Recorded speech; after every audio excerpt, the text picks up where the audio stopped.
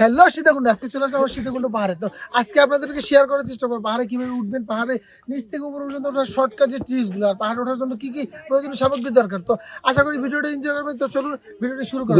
সীতাকুণ্ডে যারা এসেছেন এই জায়গাটি আশা করি সবার কাছেই পরিচিত, কারণ এই জায়গায় আসে পর বাস থামার পর এখান থেকে সবাই মোটামুটি হালকা পাতলা নাস্তা করে, নাস্তা করার পর এখানে যে গাড়িগুলো আছে যেগুলোকে লেগুনা বলে সেটা দিয়ে আর কি রওনা দেয়।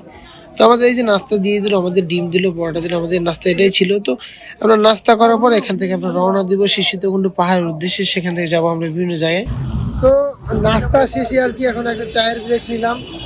আমরা এখন রওনা দিব আপনাদেরকে সকল সীতাকুণ্ড ঘোরার যে শর্টকাট যে ট্রিপ, একদিনের মধ্যে কতটুকু ঘোরা যাবে আর সবকিছু দেখানোর চেষ্টা করবো। তো আমরা এখন মোটামুটি চলে এসেছি এই যে পাহাড়, আমরা চলে এসেছি নিচে। তো এইখান থেকে মোটামুটি লাঠি বা আমাদের যে ব্যাগ টাকাতে জমা রাখি, এখানে ব্যাগ জমা রাখলে 20 টাকা এই যে। তো আমরা এখন ব্যাগটা জমা রাখবো আর লাঠি কিনবো। এখান থেকে লাঠি নেওয়ার পর আমরা উপরে যাব। তো এইখানে মূলত গাড়িগুলো এখানে পিক আপ করে, এখান থেকে পিক আপ করার পর এখান থেকে আমাদের উপরে যেতে হবে।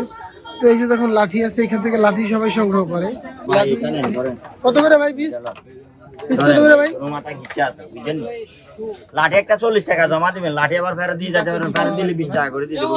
ভাইজান এখানে লেখা আছে, আপনারা দেখেন এখানে লেখা আছে, এই দেখেন এখানে লেখা আছে ভাইজান।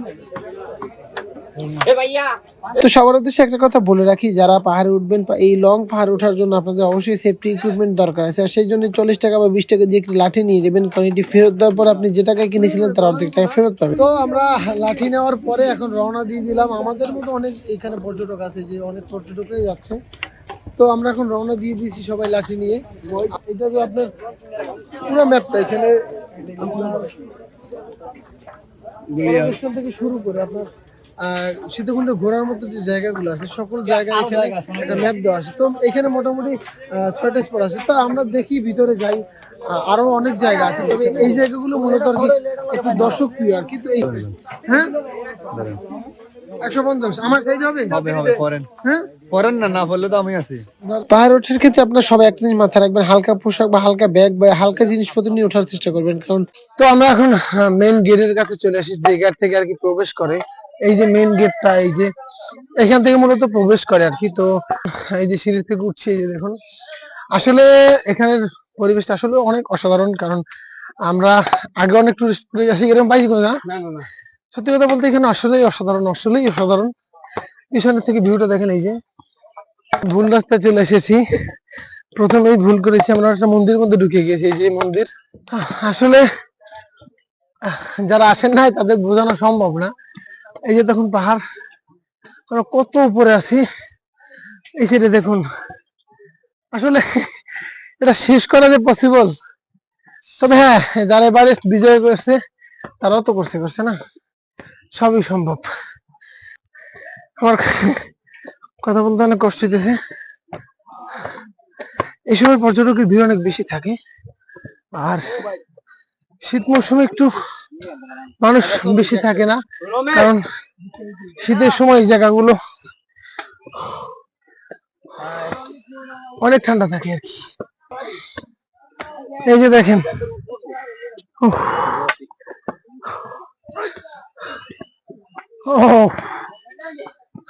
বোঝা যায় কিনা জানি না, আমার প্যান্ট থেকে শুরু করে ড্রেস পুরোটাই একেবারে ভিজে গেছে। আর এখান থেকে যদি পড়ে যাই একেবারে শেষ। এখানে কিছু কিছু দোকান আছে, এই যে দেখুন দোকানগুলো, তবে অবস্থা খুব খারাপ। আমরা একটা ব্রেক দিলাম। হিমন ভাই,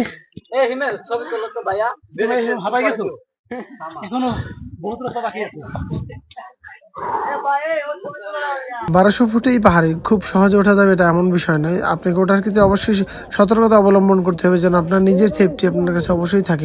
তো আমরা মোটামুটি অনেকটা উপরে চলে এসেছি, এই যে দেখুন অনেক কষ্টের পরে এখানটা আসতে পারলাম। তো এই যে একটা মন্দির আছে, এই যে মন্দির, যারা হিন্দু ধর্ম অবলম্বী তারা আর কি এখানে পুজো করে। এখানে আরেকটা আছে মন্দিরের, এই যে দেখুন। তো মোটামুটি এখানটা ওঠার পরে এখনো যে পথটা বাকি আছে, ওখানে ওটা এখনো আধা ঘন্টার মতো লাগবে। তো একটা জিনিস যদি একটু দেখাই আপনাদেরকে, দেখুন আমরা কতটা আসলে নিচ থেকে এসেছি, এখান থেকে একটু দেখুন কতটা নিচ আসলে। এখান থেকে আসলে বোঝা যায় না যে আমরা কতটা নিচ থেকে আসলে এসেছি। তো এখানে আসতে হলে আমাদের কোন কোন বিষয় আসলে মাথায় রাখা উচিত বা আমাদের কোন কোন বিষয়ের প্রতি একটু খেয়াল রাখা উচিত।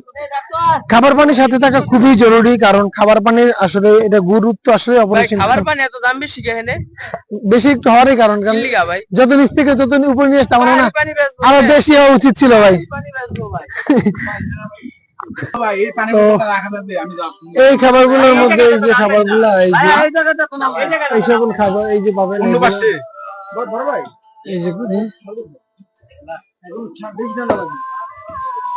এখানে আমাদের মতো টুরিস্ট অনেক ছিল, কিন্তু একটা জিনিস ডিফারেন্স ছিল যে এই যে মাসি উনি শুধুমাত্র পুজো করার জন্য এই মন্দিরে যাচ্ছেন, সেই 1200 ফুট নিচ থেকে 1200 ফুট উপরে। তো আমি জিজ্ঞেস করলাম আপনি এত উপরে কেন যাচ্ছেন?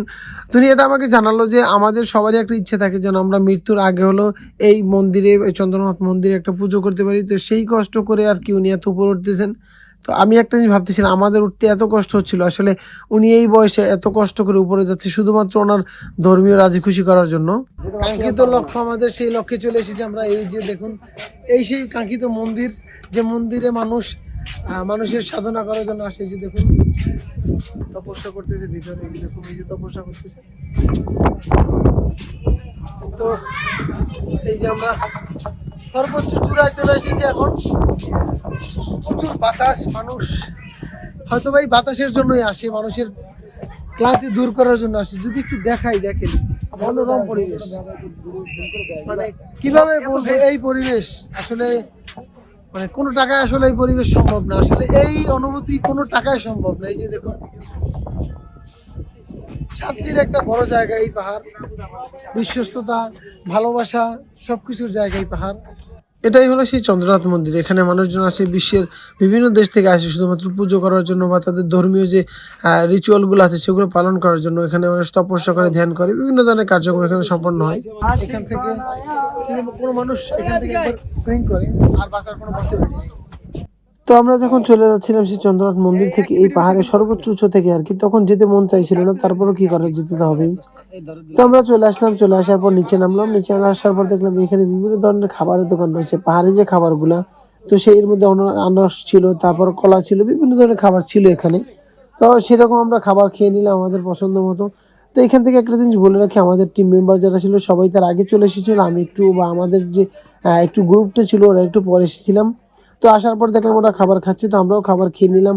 তো একটা কথা বলে রাখি, এখানে যারা খাবার খাবেন আগে অবশ্যই দামটা জিজ্ঞেস করে নেবেন, কারণ পর্যটক কেন্দ্রে খাবারগুলোর দাম একটু বেশি থাকে, আর বেশি থাকার কারণে যারা এইগুলো সম্পর্কে অবগত না তাদের একটু হ্যাসেলের মধ্যে পড়তে হয়। আর যারা, তো এখানে লেবুর শরবত বিক্রি করে, আমরা লেবুর শরবত খাবো আর কি। তো এই যে এই পাশে লেবুর পিনিক বিক্রি করে, এই যে দেখুন এই যে লেবুর শরবত, এই যে। তো আমরা লেবু শরবত খেলাম, কারণ এখানে আসলে যে পরিমাণ ক্লান্তি আপনার আসবে, তো শরবত বা পানিগুলোর প্রচুর প্রয়োজন আছে আর কি। খান তেল খান, সমস্যা